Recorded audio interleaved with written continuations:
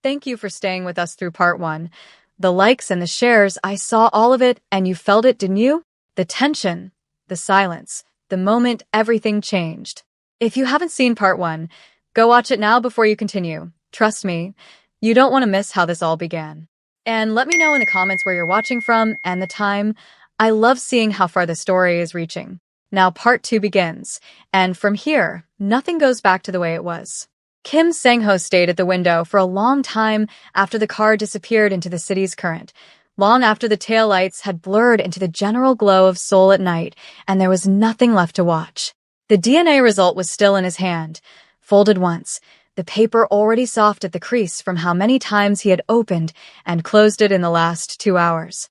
He set it on the desk eventually, not in a drawer, not hidden away on his phone where the PDF was saved in a private folder, but flat on the surface where he would have to look at it when he sat down because he had decided somewhere in the last hour that he was done managing things by putting them where he didn't have to see them. He had been doing that for 5 years without knowing it.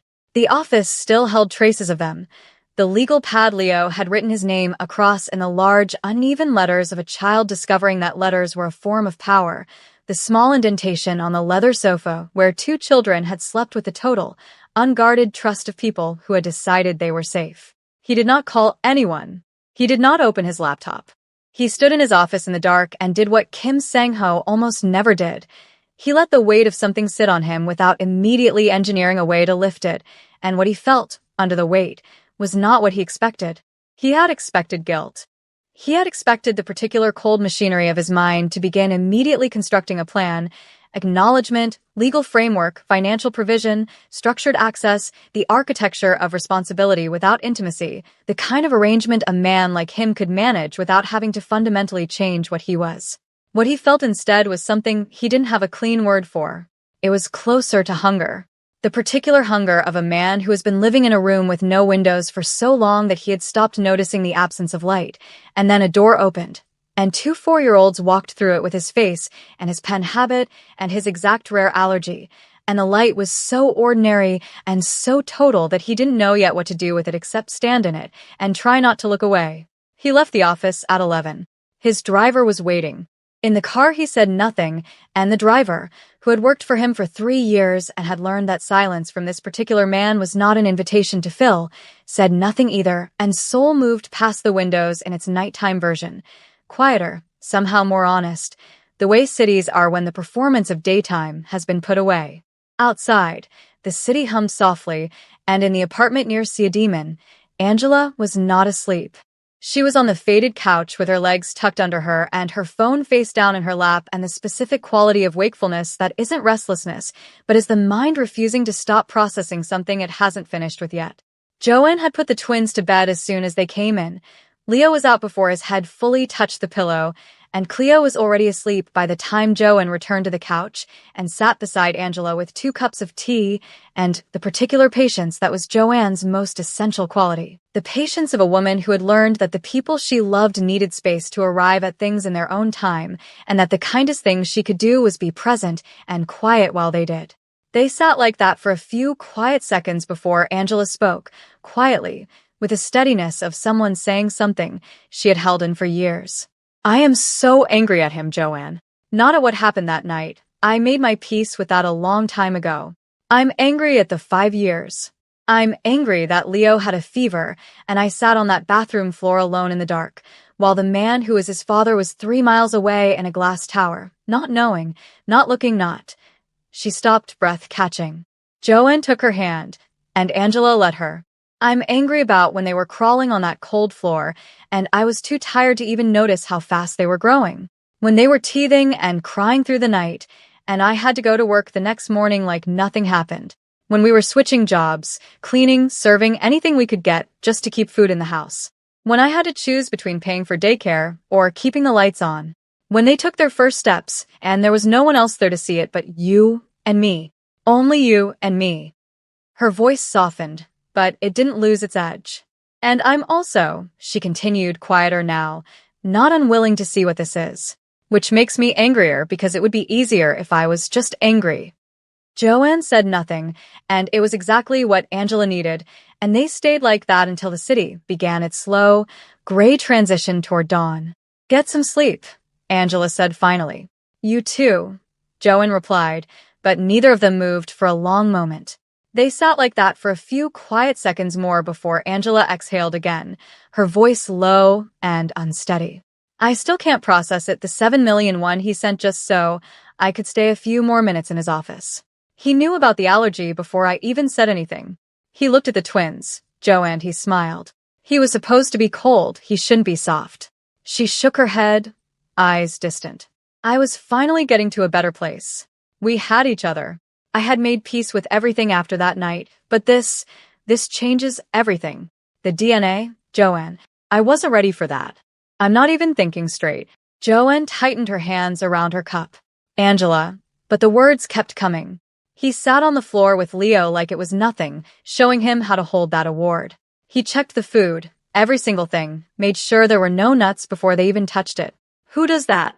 And then he said 10 o'clock tomorrow like it was already decided, like we were already part of something.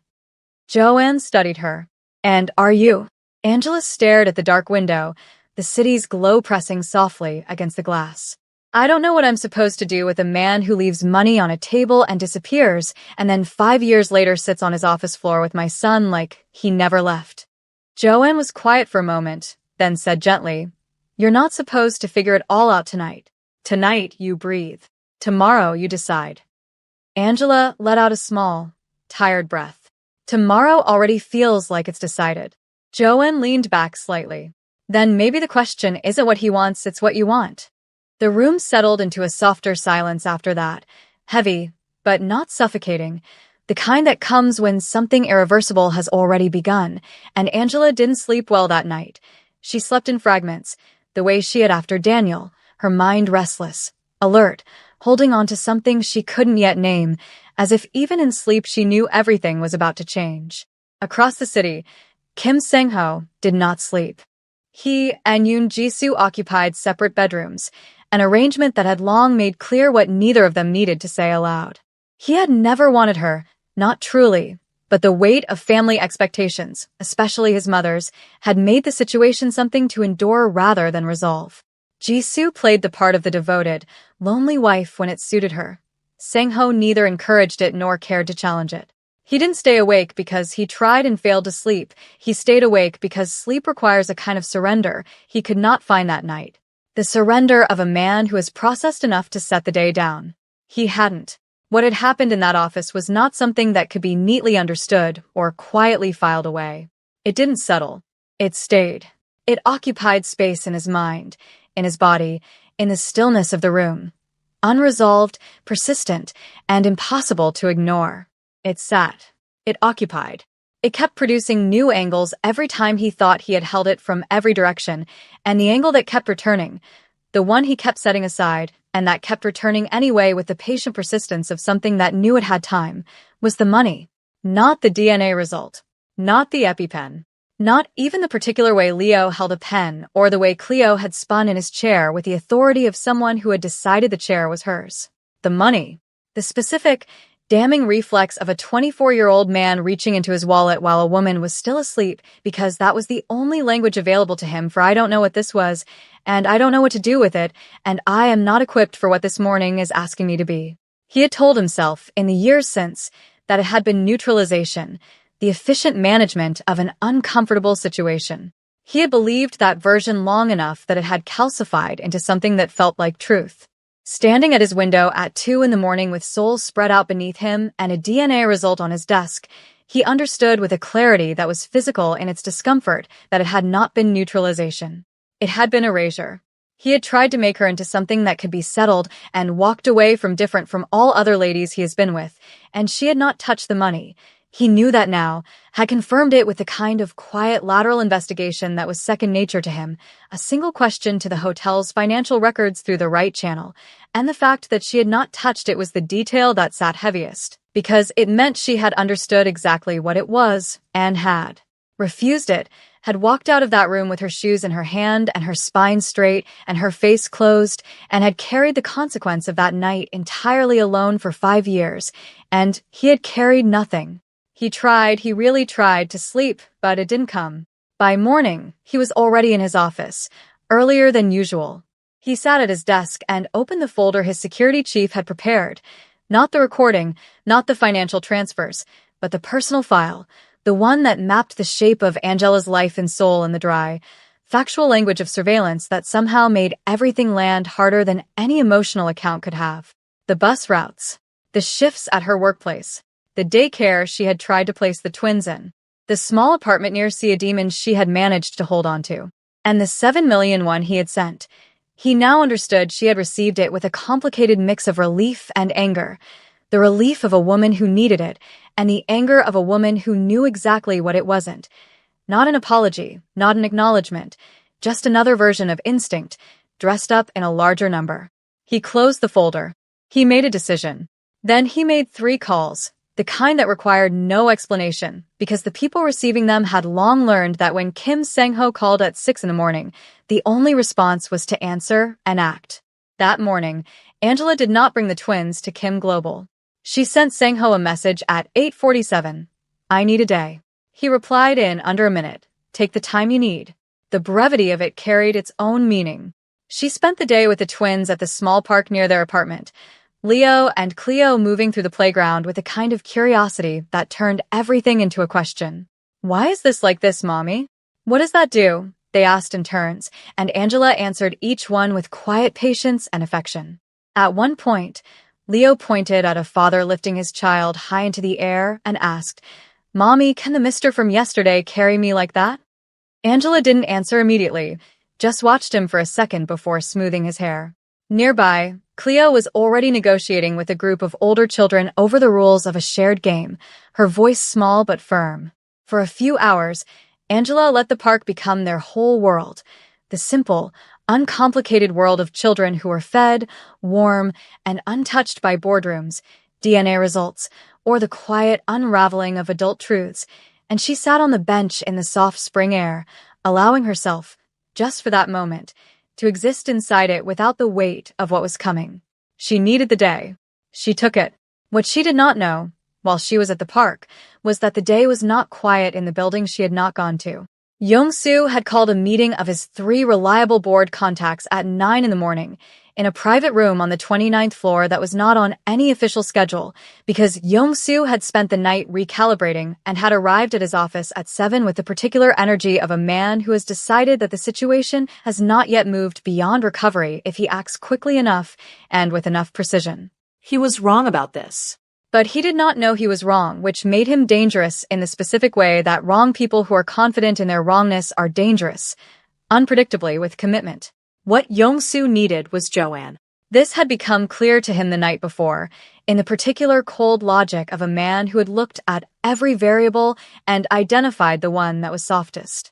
Angela was not soft. He had watched her in that office through the camera feed, the spine, the stillness, the way she absorbed information without reacting to it, and he had assessed, correctly, that Angela Tyson was not a woman who could be bought or frightened. But Joanne was newer to this world, newer to Kim Global, newer to what it cost to be inside a machine this size, and she had a position that was recent enough to be fragile, and she couldn't afford to risk losing it. He sent her a message through an intermediary, not directly, because Young-soo never did anything directly that could be done through a layer, asking her to meet him for lunch at a restaurant near Udo, framing it as a performance review conversation for new administrative staff, which was plausible enough that declining it would have required a specific reason, and Joanne did not have one available. She went. She sat across from him at a table in a restaurant that was expensive and quiet and selected for privacy, and she listened to him talk about her future at Kim Global with the patient, appreciative expression of a woman who was taking the conversation seriously, and she ordered the soup and ate it slowly while he moved from the performance review framing to the actual conversation with the practiced, unhurried ease of a man who had done this before. He wanted 2 things from her. First, information about Angela, specifically whether she knew the full story of what had happened 5 years ago, whether she had documentation, whether there were people in Chicago or elsewhere who knew about the twins' parentage and could be approached. Second, he delivered this one more carefully, wrapped in the language of her financial security and the fragility of work visa arrangements for foreign nationals, her cooperation, not action, not anything dramatic, simply a willingness at the right moment to confirm to the board that Angela's presence in Seoul was temporary and personal, and not something Kim Sang-ho had been aware of before the previous afternoon. A small thing. A single sentence if it came to that. In return, her position was guaranteed for 3 years, her visa renewed without complication, and a private account would receive a figure that Joanne, looking at it on the small screen he turned toward her across the table, would not have to look at twice to understand the size of. Joanne looked at the number. She looked at him. Then she said, "I need to think about it." He said he understood completely and that there was no pressure and that he trusted her to make the right decision for herself. He meant this as a reassurance. What it actually was, though he did not know this yet, was the moment the door of his own trap swung open and he stepped through it, because Joanne had walked into that restaurant wearing a small device that Sang-ho's security chief had fitted to the lining of her jacket before she went to the restaurant after Joanne had forwarded that contact to Sang-ho with a message that said, simply, "He's coming for her through me." Sang-ho had called Joanne directly after that. The conversation had lasted 6 minutes, and at the end of it Joanne had said, "I want to be clear about something. I'm not doing this for you. I'm doing this because Angela has given 5 years of her life to keeping those babies safe, and no one is going to use me as the instrument to undo that." Sang-ho had said, "I understand." Joanne had said, "I don't think you do yet, but I think you're trying to." She had agreed to the device. She had gone to the lunch. She had eaten the soup slowly and listened to every word and given Young-soo nothing and taken everything, and when she stood to leave she said, "I'll be in touch," with the smile of a woman who meant something entirely different by it than he understood, and she walked out of the restaurant into the Udo afternoon and texted Angela one line, "I need to tell you something tonight." And then she texted Sang-ho's security chief, "You have everything you need." What none of them had yet, not Sang-ho, not Joanne, not Young-soo himself, was the information that Ha-jun had been sitting on for the past 24 hours with the careful patience of a man waiting for the moment it would land with maximum consequence. Ha-jun knew about Jisoo. Not just the photographs, not just the meetings in Young-soo's private suite. He knew the full shape of it, the 8 months, the specific nature of the entanglement, and the thing that changed everything, the thing that made the entanglement irreversible and the stakes of Young-soo's boardroom play suddenly, catastrophically personal. Jisoo was pregnant. 10 weeks. Ha-jun had confirmed it through the private clinic where Jisoo had attended 2 appointments under a name that was not hers, but on a patient file that his access, carefully maintained across 4 years of being the man who knew which doors opened for him in this building, had allowed him to locate. The child was not Sang-ho's. Sang-ho had not touched Jisoo in 14 months. The timeline was unambiguous. Ha-jun had held this information for 24 hours. He had held it because information released too early is information wasted, and information released at the right moment is the difference between a complication and a conclusion. He had decided, sitting at his desk that morning with his 3 message threads open and the recording from Joanne's lunch already transferred to the secure server he had planted on Young-soo's phone, that the right moment was tomorrow.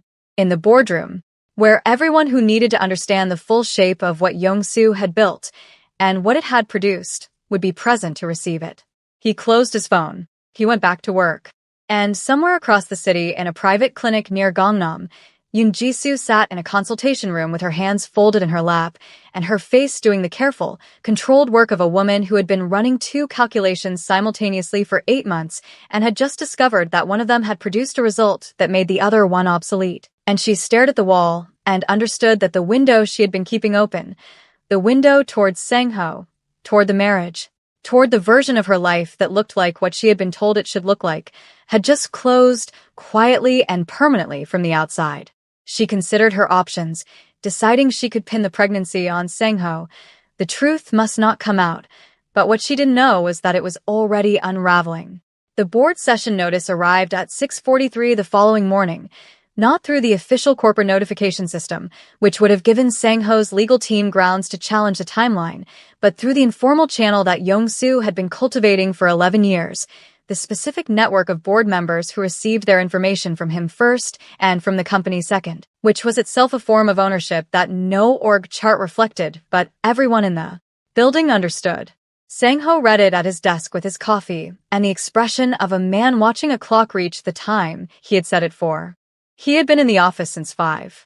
Not because the preparation required it, The preparation was done. Had been done since the afternoon Joan walked out of that Udo restaurant, and the recording was transferred to the secure server, but because he was the kind of man who needed to be in the place where the thing was going to happen before the thing happened, who needed the room to be familiar before the room became a stage. And the boardroom on the 32nd floor had been his stage for 6 years, and he was not going to walk into it cold on the morning it mattered most. He called Angela at 6:50.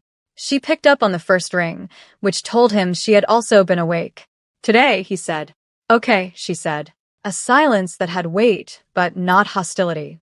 "How are you feeling?" he asked, and the question surprised them both slightly, not because it was wrong, but because it was not the kind of question Kim Sang-ho had a history of asking, and the fact that he was asking it now, at 6:50 in the morning before a board session that could end his tenure, landed in the silence between them with a quiet significance neither acknowledged directly.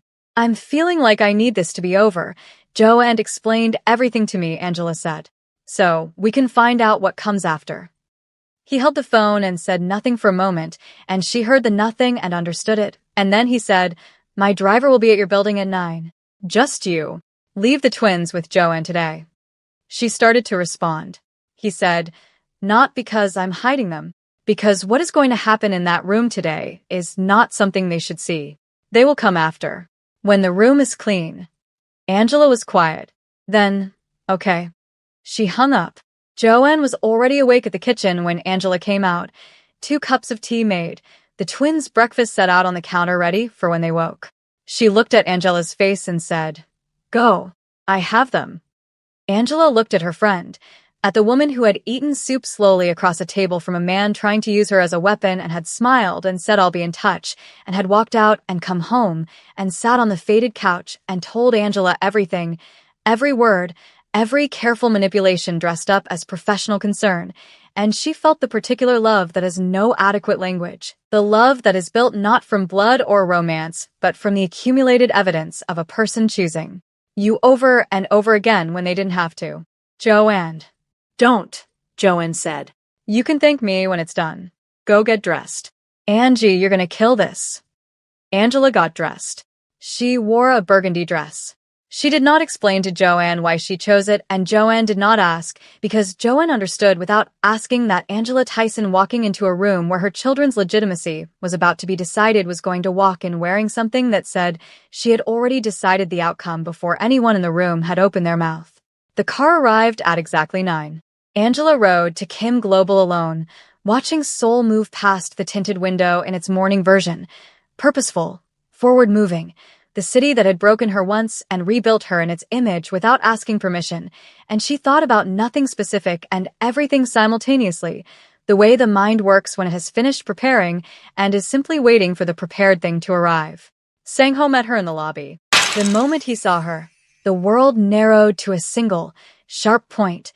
The burgundy dress, the tilt of her head, the way the light caught her braids, and his pulse jumped like it had betrayed him. He said nothing, forcing himself to still the surge of something far too urgent, far too new. They'd only met 72 hours ago, yet every unspoken truth between them pressed tight in the small elevator. As it shuddered once, barely a heartbeat, Angela's heels slipped, and instinct took over. He caught her effortlessly, pulling her into his arms, close enough to feel the rhythm of her breath against his chest. For that brief, suspended second, the world outside ceased to exist. Then, just as quietly, they separated, dissolving back into themselves, neither speaking, both knowing that everything had changed in a single, breathtaking instant as the elevator continued its silent climb. The 32nd floor corridor was quiet. Ha-jun was standing at the elevator entrance in the corridor when the doors opened, his expression careful, measured, like a man who knows exactly how far to push without breaking the line. He fell into step beside Sang-ho, who walked with the same unyielding pace, his face unreadable. Angela, on the other side, noticed the change in his stillness, the imperceptible tightening that meant he had taken in something significant and was converting it into calculation rather than reaction. Ha-jun's voice dropped, just above a whisper. "It's complicated. Jisoo's involved with Young-soo." Sang-ho's stride did not falter. His eyes didn't flicker. He didn't even breathe differently, but the subtle tension in his shoulders and the hard line of his jaw told Angela everything. He had heard it. He had already processed it, and he was ready to act. Ha-jun continued, cautious. She's hiding something. Something that could matter if he knew. Sang-ho stopped just short of the boardroom doors. His gaze cut to Ha-jun. Sharp, cold, lethal. I decide the order. You follow it. Nothing moves until I say. Ha-jun nodded, the faintest trace of unease in his posture betraying his knowledge that he was walking on the knife edge of loyalty. Sang-ho looked at Angela. She looked back at him with the specific calm of a woman who has been surprised by nothing today and is ready for whatever the room holds. He pushed the doors open, and the boardroom felt like a stage set for a verdict. Yong-soo had arrived 20 minutes early. Angela could tell by the way he occupied the near end of the table with the deliberate ease of a man who had claimed his position and expected the room to conform. He wore his best suit, his folder meticulously centered before him, papers aligned like instruments in a surgeon's tray, each item serving an outcome he had already decided. His eyes flicked to Angela as she entered, not to Sang-ho, not to the door, just her, measuring, calculating, confirming that she had arrived where he expected. She met his gaze for 2 seconds, long enough to register the appraisal and dismiss it, then looked away, because nothing there deserved more attention. Jisoo sat 2 seats from Yong-soo, composed, her hands flat on the table, her face a mask of neutral calculation, eyes on the tabletop, attempting invisibility, yet Angela could read the tension, the effort to stay hidden. At the far end, the chairwoman sat in white, unreadable, waiting, her presence the quiet gravity that could change a company's course, and when Sang-ho entered, she gave him a single measured nod, signaling she was observing, not yet decided, preparing to act rather than be persuaded. The board members filed in, energy taut with uncertainty, each sensing conflicting briefings, just the state Sang-ho needed to take control. Yong-soo opened the session at 10 with the smooth, regretful language of a man performing duty rather than desire. He spoke about the company's legacy. He spoke about his late brother, Sang-ho's father, with the particular reverence of a man invoking the dead as witnesses who could not contradict him. He spoke about stability and succession and the board's obligation to the shareholders, and then he said, with the timing of someone who had rehearsed this sentence specifically, "What I am about to present is not an attack on my nephew. It is a protection of everything his father built." He opened the folder.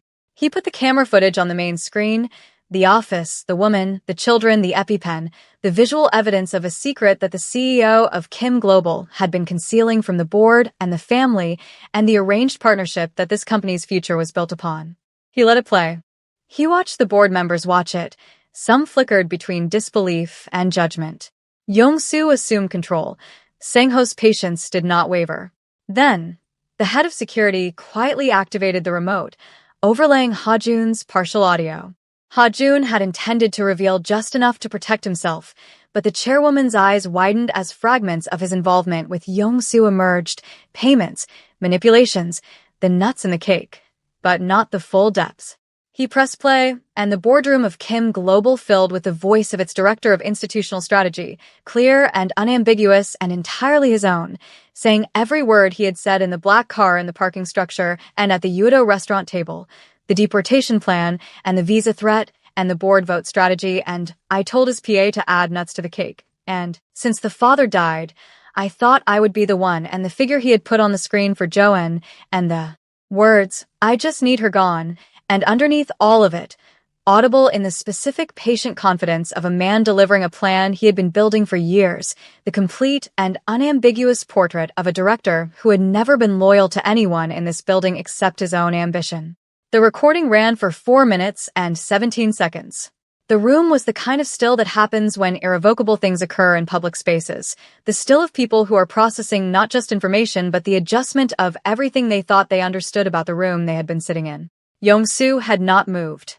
His folder was open in front of him, and the papers in it were documents from a world that had just stopped existing, and he was the only person at the table who had not yet received the notification. "There is also this," Sang-ho said. As the head of security brought up the financial transfers, 8 months of payments, clean and dated, from Yong-soo's private holding subsidiary to Jin's personal account, one of his security team members.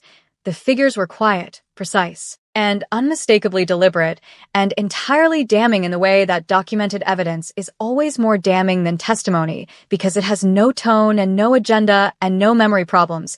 It simply is what it is. The two board members who had been in Yong-Soo's corner were looking at the table. One of the three who hadn't been was looking at Yong-Soo with an expression that had moved from uncertainty to something considerably less charitable.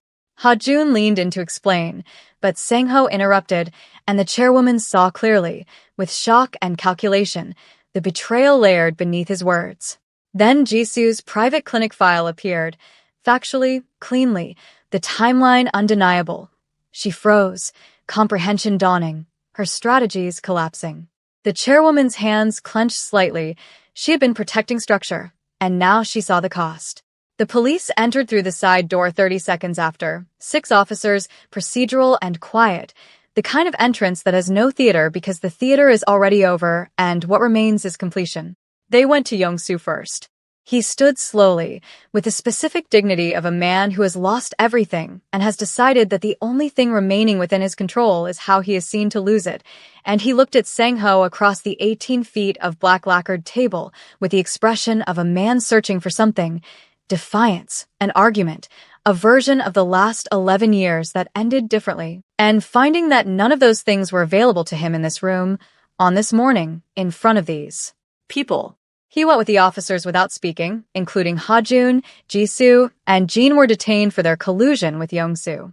I want to speak to the board alone. 20 minutes. The chairwoman's voice held, but the shock beneath it had not fully settled. It lingered in the slight tightness around her eyes, in the way her fingers pressed once against the table before she stood. She had trusted Ha-Jun. She had allowed Jisoo into her structure. And now both had fractured in front of her. Sang-ho met her gaze for a brief second, reading all of it, then nodded. "We'll be in the waiting room," he said, his tone steady, controlled. Angela glanced once at the chairwoman, something unspoken passing between them, then turned as Sang-ho led the way out. The door closed behind them with a quiet finality. The waiting room down the corridor was understated but precise. Soft leather chairs, a low glass table, the muted hum of the city filtering in through the floor-to-ceiling windows. Seoul moved below them, vast and indifferent. Angela sat, her hands resting on her lap, her face no longer trying to hide the weight of everything pressing through her. Sang-ho remained standing for a moment, then sat across from her. Not too close, not too far, choosing presence over intrusion. He didn't try to speak, didn't try to fix anything. He had learned enough in the last 72 hours to understand that some moments demanded silence, that standing beside someone while they carried something heavy was not the same as leaving them to carry it alone. The minutes stretched, longer than they had any right to be, each one marked by the quiet awareness that everything inside that room was being decided without them, and yet entirely about them. When the door finally opened, it was not abrupt but deliberate. The chairwoman stepped out, her composure restored but not untouched. There was something different now, something altered by what she had just seen, what she had just understood. Her gaze found Sang-ho first, then Angela, and for a brief moment, she simply looked at them, measuring, recalibrating. When she spoke, her voice was controlled, but it carried a weight neither of them had heard from her before. "Come back inside," she said. Then, after the smallest pause, more quietly, "There are things you both need to hear." The boardroom was empty, except for the three of them. The board members had filed out during the chairwoman's 20 minutes, leaving behind the long black table, the steady overhead lights, and the city stretching beyond the floor-to-ceiling windows, the room holding that quiet aftershock of something significant having just taken place. She had come to get them herself, asked them to return, and now they were all seated, Sang-ho on one side, Angela on the other, while the chairwoman took the center, not his end, not the power position, but the place a person chooses when they are not trying to preside but to be present. She looked at her son, then at Angela, and though she had told them to sit when she called them in, she remained still, her hands resting loosely at her sides instead of folded or pressed against the table, and that absence of control, of her usual composure, said more about what this conversation was going to cost her than anything she had said so far. "I need to tell you why," she said. "To both of you. Not the version I have told myself for 5 years. The actual reason." Sang-ho said nothing. Angela said nothing. The chairwoman looked at the window. Your father died 14 months before that dinner, she said to Sang-ho. You know that. What you don't know, what I have never told you, is that in the last year of his life, when he understood what was coming, he sat across from me in his hospital room and said his only regret was that he would not live to see you become a father. Not a CEO, a father. He was afraid you had learned too much from him about building things and not enough about keeping them, and that you were moving through women without ever choosing one, changing them like clothes, never staying long enough to build anything real, not even willing to give yourself fully enough to create a life with one. She stopped. The room was very quiet. I told him you would be fine. I told him the company would carry you. And then he died, and I watched you become exactly what he was afraid of, a man who ran everything and felt nothing and called it success. And I decided that the engagement dinner was the solution. That Jisoo would reach the part of you that work hadn't reached. That I could engineer what your father had hoped for. She paused. I did not intend for the drink to go as far as it did. The compound was meant to lower your resistance to Jisoo's presence. To make you open to the idea of her. It was not meant to. She stopped again, and the stopping had weight. The weight of a woman who has carried a specific guilt for 5 years and is now setting it down in front of the people it belongs to. It was not meant to result in a stranger in your room. When I found out what had happened, and I found out, Sang-ho, 3 weeks after, when the hotel manager contacted our family liaison about an inquiry at the front desk from a young woman asking about the guest in room 1408, I made the decision not to tell you. The room changed. Sang-ho's stillness changed with it, not visibly, not in a way the room could catalog, but in the specific way that a person's stillness changes when something lands in the center of what they had believed to be true, and the belief cracks cleanly from the inside. You knew, he said. His voice was level, and it was the most dangerous level it had ever been. You knew there was a woman. You knew she had come back to the hotel asking questions. Yes. And you said nothing. I made a decision that it was a complication that would resolve itself. That the woman would. Don't, he said.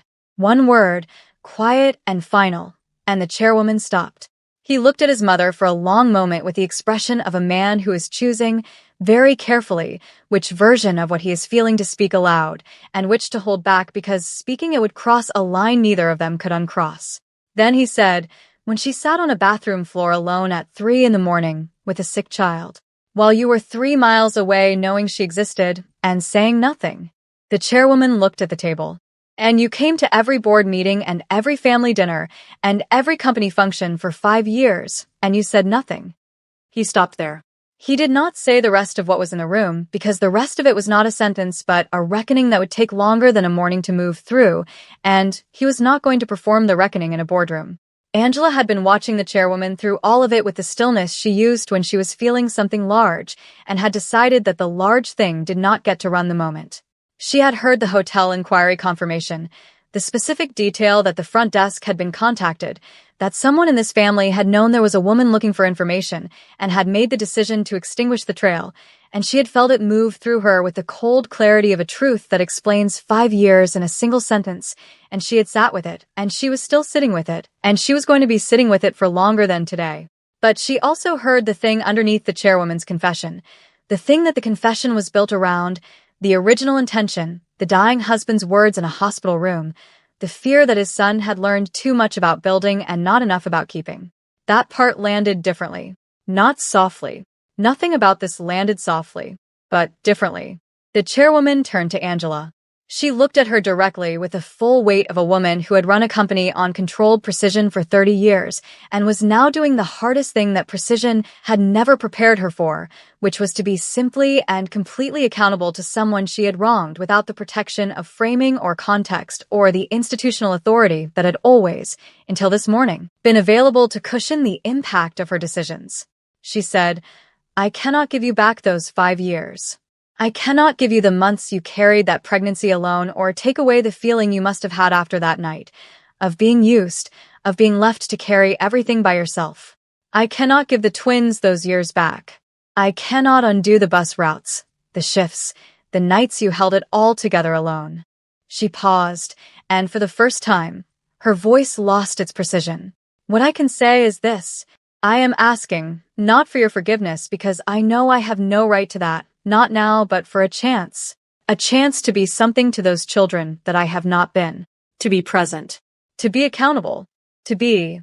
Her voice faltered, just slightly, but enough to make the room feel it. To be the grandmother their grandfather would have wanted them to have. The silence that followed pressed into the room, heavy and unyielding, the kind that carried everything that had been said and everything that couldn't be undone, and Angela sat with it. The years, the loss, the anger, the truth of it. Without looking away, feeling the layered complexity of what the chairwoman had just said, the genuine grief in it, the genuine culpability, the genuine reaching toward something that had no guarantee of being met, and she thought about what Cleo had said on there. Way back from the park, entirely unprompted, while watching two older women walk together. Some people learn love late, but they still learn it, Mommy. She had looked at her 4-year-old and said, "Where did you hear that?" And Cleo had said, "I didn't hear it, I thought it," with the tone of a child who found the distinction obvious. Angela looked at the chairwoman and said, "I'm not ready to give you an answer today, but I'm not saying no." It was the most honest available sentence. The chairwoman received it with a slight nod, the nod of a woman who had expected less and understood that what she had been given was more than she had earned and was going to be enough to build from. Sang-ho drove Angela home himself that afternoon, not in the usual car, but in his personal car, his Rolls-Royce, which he hadn't driven in the past few weeks. There was always a driver, always a schedule, and driving required a kind of present focus on the physical world that his life rarely allowed. He drove through Seoul in the early afternoon light, and Angela sat in the passenger seat, and they said very little for the first 10 minutes, which was its own conversation. Then she said, "You didn't know about the hotel inquiry, about your mother knowing." No. "Does it change anything? How you think about that morning?" He was quiet for a moment. "It explains more than it changes," he said. "I still have money on the table. I'm sorry. I thought it was just one of the regulars who wanted me. That part, that was mine. Nobody engineered it." She looked at the city moving past her window. No, she said. "Nobody engineered that part." He pulled up outside the apartment building near Siademan and kept the engine running and looked at the building with the expression of a man who had something to say that he had been deciding how to say for 2 days. He said, "I want to move you, not because where you are is wrong or because what you've built isn't yours. Because you have been solving the housing problem with whatever was available, and I have the ability to change what's available, and I have been waiting to say this because I knew you would push back, and I wanted to say it in a way that made clear it's not the money reflex." Angela looked at him. "Is it not?" "It is not." He held her gaze. "It's the beginning of what I should have been providing for 4 years, delivered late, without conditions, not as a settlement, and not as management. You keep working or you don't work, that's your decision. You keep the independence you've built, all of it. I'm not trying to buy my way into a position. I'm trying to do one correct thing in the direction of the 5 years I didn't do anything." She looked at him for a long time. The 7 million won was still in her account, unspent, sitting there with all its complicated freight. She had been deciding what to do with it since the day, and had not decided. "I'll look at it," she said. "That's all I'm saying right now. I'll look." He nodded. He did not press. She got out of the car, and at the door of the building she turned and looked back at him sitting in the driver's seat in the afternoon light, and she thought about the hospital room and the dying man who had said his only regret was not seeing his son become a father. And she thought about Cleo and Leo on the bathroom floor, and the 2 heartbeats on the ultrasound screen and the faded couch, and Mrs. Beck's soup, and every single morning of the last 4 years, and then she went inside. 2 weeks later, she looked at the apartment. She looked at 3 houses before choosing the one she was willing to accept, a spacious, well-arranged home with separate bedrooms for everyone. One for her, one each for the twins, and one for Joanne. The living area faced east, letting in the morning light, which helped make her decision. The house was fully staffed with 2 caregivers she had carefully watched and tested, a housekeeper, a security man, and a gateman, someone she had almost refused, but Joanne had insisted on for the twins' safety. And a personal driver, and the setup gave Angela the space and support she wanted for herself and the children. The driver was a woman named Park Ji-young, late 30s, who had worked for Sang-ho for 6 years and who greeted the twins on the first morning with the specific warmth of a person who had been briefed not on what to say, but on who these children were, and Leo had assessed her within 4 minutes and declared her acceptable, which Park Ji-young had apparently found genuinely funny, which Leo had found satisfying. Angela kept her job at Mrs. Beck's for 1 more week. Not because she needed the income, but because Mrs. Beck had given her 2 weeks off after the twins were born without being asked, and had brought her soup when she returned from the hospital. She needed someone to fill that spot properly before leaving. Mrs. Beck had cried when Angela shared some of her story, but wished her well. Some things, she understood, you didn't walk away from without a proper goodbye. On her last shift, Mrs. Beck held both her hands and said in Korean, "You worked hard, now let someone work hard for you," which Jo-en translated. Angela looked at the ceiling for 15 seconds before she could respond. The allowance Sang-ho deposited each month was not discussed between them beyond him saying the figure once and her listening and neither of them treating it as a negotiation, because it was not a negotiation. It was a man meeting an obligation that had existed for 4 years and was now being met, and the distinction mattered to both of them. The bonding between Sang-ho and the twins was not a single moment. It was an accumulation, small, specific, daily, the kind of bonding that doesn't announce itself but is suddenly one morning, simply there in the room with you, and has clearly been there for a while. It was Saturday afternoons in his apartment where Leo conducted what he called official meetings at the dining table with his legal pad and Sang-ho's full serious participation, both of them going through the legal pad's records with a focused mutual respect of colleagues who had agreed that the records mattered. It was Cleo reorganizing his bookshelves into a system she had devised and explained to him in full, and which he had adopted without modification and defended to the housekeeper when she attempted to restore the original order. It was the night Leo woke at 2 a.m. during a weekend stay, restless and murmuring in his sleep, and Sang-ho had sat on the edge of the bed without a word, simply present in the dark with one hand on the boy's back, counting the seconds until his breathing steadied. Leo had snuggled against his father's sleeve and slipped back into sleep, and Sang-ho had stayed there long after, unmoving, quietly understanding what it meant to be a steady presence that someone needed in the room, not a solution, just a weight, just a presence, just someone who stayed. It was the Sunday Cleo decided she wanted to teach him her book story, page by page, her narrating, him listening, and he had sat on the floor of the apartment for 40 minutes with his back against the sofa, receiving the story with the full, undefended attention of a man who had nowhere else to be and understood that this was the place. Angela watched all of it from the various peripheries of those accumulated moments and felt the complicated truth of watching a man learn something in real time that should have been learned from the beginning, and felt the grief of the beginning still present alongside the reality of the now, and found, slowly and without announcement, that the two things could coexist, that the anger and the hope were not enemies of each other but parallel truths, both real, both hers, both part of what it meant to be Angela Tyson, who had carried 2 children alone for 4 years and had arrived here, at this which was imperfect and late and also undeniably real. The proposal did not happen suddenly. It grew, quietly, out of moments neither of them had planned but both had begun to hold on to. It was in the small things first.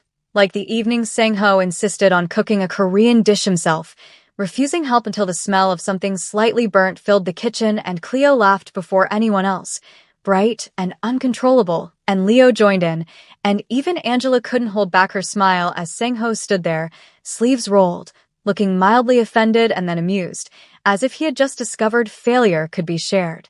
It was in the afternoons he took them out, to parks, to quiet, beautiful places where the twins could run and be children, watching Leo's hands slip into his without hesitation and Cleo narrate everything she saw like the world was unfolding just for her.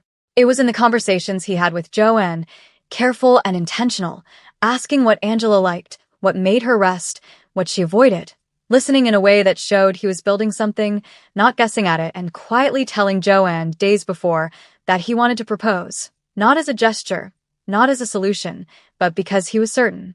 So when it finally happened, it was a Tuesday evening in the apartment with the east-facing window, after the twins were asleep and Jo-en had stepped out, leaving the kind of quiet that only comes when everyone who needed care had been cared for. The conversation moved easily between them, no longer careful, no longer guarded, just two people who had chosen each other in all the ways that mattered before saying it out loud. The ring had been in his jacket for days, carried without urgency, because he had learned that waiting for the perfect moment was just another way of avoiding the truth. He looked at her and said simply, "I want to ask you something." When she met his eyes, he placed the ring on the table between them, not presenting it, not performing it, just making it real, and said, "I'm not asking because of the twins or the company, or anything that makes this feel like an answer to the past. I'm asking because you are the most honest person I've ever known, and because being around you has made me into someone I didn't know I could be, and I don't want to lose that." He paused, steady despite everything beneath it. "I know I haven't earned all this yet. I'm asking anyway, because you taught me that asking isn't the same as taking." Angela looked at the ring, then at him, and in that moment she felt all of it. The hotel room, the money, the years alone, the bus rides, Mrs. Beck's kindness, Joanne's quiet strength, the twins' small hands, the nights and the mornings and the distance between who they were and who they had become, and she didn't push it away this time. "You should know," she said softly, "that saying yes doesn't mean everything is resolved. We're still carrying a lot." "I know," he said. "Yes means we carry it together." She held his gaze for a second longer, then nodded. "Okay." He didn't move. "Okay, yes." She exhaled, something settling deep inside her. "Okay, yes." He slipped the ring onto her finger, dropping to one knee as he picked it up from the table, and for a moment, she just looked at it. Not as something imagined, because she had never allowed herself to imagine this, but as something real, present, hers. Then she looked up at him. "Leo and Cleo are going to want to see this." "I know," he said quietly. "And they're going to ask a lot of questions." She let out a soft laugh, the kind that came easier now. "We'll have to be ready for all of them." Her laughter grew, full, unguarded, the kind that hadn't had many places to live before, and it filled the room, and Sang-ho felt something in him finally come to rest, not in achievement, not in resolution, but in something simpler and rarer, being exactly where he was meant to be. Life did not pause after everything that happened. It began to rearrange itself into something steadier, something earned. Joanne's loyalty did not go unnoticed. Within weeks, she was promoted to head her unit, a role that came with real authority, better pay, and the kind of benefits that meant she no longer had to calculate every decision around survival. She carried it with quiet pride, the same way she had carried everything else, without noise, but with weight. At the same time, she and Angela enrolled in courses that fit around the twins' routine, carefully chosen so nothing disrupted the children's rhythm, because now they had support, real support, and for the first time, building a future did not come at the cost of holding the present together. The chairwoman asked to see her son again not long after the boardroom day, and that conversation was not about the company. It was about him. About the boy she had raised into a man she had misunderstood, and the man who was now standing in front of her with children she had not expected, but could no longer ignore. They spoke without interruption, without performance, and somewhere in that conversation, something softened, not erased, not fixed, but opened. It was her who decided, in the quiet that followed, that the story would not end at repair. It would build, not a foundation in name, not something distant and ceremonial, but something living, an initiative structured quietly under the company, designed to support single parents and children in the early years, the years that break people when there is no help. It would be funded properly, protected properly, and kept close, not publicized as charity, but operated as responsibility. She did not announce it with speeches. She simply told Sang-ho, "If they came into this world without support, then we will make sure others don't have to." And in that decision, there was no grand gesture, just something deliberate, something deserved, something that finally acknowledged not just the twins, but the years that had shaped them into who they were. They married 4 months later in a ceremony that was intimate in size but quietly glamorous in its own way, set in a garden space near the Han River on a clear late summer morning, with only a small circle present, exactly as they wanted it. Joanne stood as Angela's witness, not just as a friend but as family, the two of them having come from the same foster system in Chicago, having built a life side by side long before any of this. Leo was the groom's ring bearer, holding the bands with serious focus, while Cleo walked ahead as the flower girl in white, scattering petals with soft determination. At one point, Leo looked up at his father and said, "Appa, Mummy is beautiful," with the quiet certainty of a child stating a fact. The chairwoman sat in the front row, composed but no longer distant, invited not out of obligation but because Angela had chosen to forgive her, fully aware of what had been done and equally aware of what had been rebuilt. Before the wedding, Angela had also learned about what the chairwoman had quietly put in place on behalf of the twins. Not a public foundation, but a deeply intentional initiative designed to support people of color navigating life in foreign countries, especially single parents, structured with care, dignity, and long-term impact. It was not announced loudly, but it existed, and it mattered. After the ceremony, life continued forward, not as a perfect ending, but as a steady, earned beginning. Joanne stepped fully into her new role leading her unit, carrying both success and loyalty with her, while she and Angela continued their schooling. The home was full, the days structured but warm, and the children grew in an environment that no longer felt fragile. The story did not end with grand declarations. It settled into something better. A family that had come together in the most unlikely way, through mistakes, time, distance, and truth, now stood whole. Everyone, in their own way, had found their place. And for the first time, it felt like enough. If fate uses a betrayal to build a family, is the betrayal still a sin? Or was it, in the end, the most honest thing that ever happened to any of them? Drop your answer in the comments. I want to know where you land. Thank you for riding this all the way to the end, for every like, every share, every comment that kept this story alive. If Angela's strength moved you, if Leo and Cleo made you smile, if Joanne's loyalty and friendship stayed with you, if Sangho's quiet change meant something to you, if the chairwoman's growth surprised you, if even the choices of Jisoo and Yongsoo made you think, then you already know why we tell these stories. We tell them because people can sometimes be complicated, because healing is not instant, because love can come from the most unexpected places, and because sometimes, even after everything, people still find their way back to something real. Subscribe if you haven't. Share this with someone who needs to believe that the most complicated roads sometimes lead to the most worth-keeping destinations. Hit the notification bell so you're first when the next story drops. I'm so glad you were here. One love.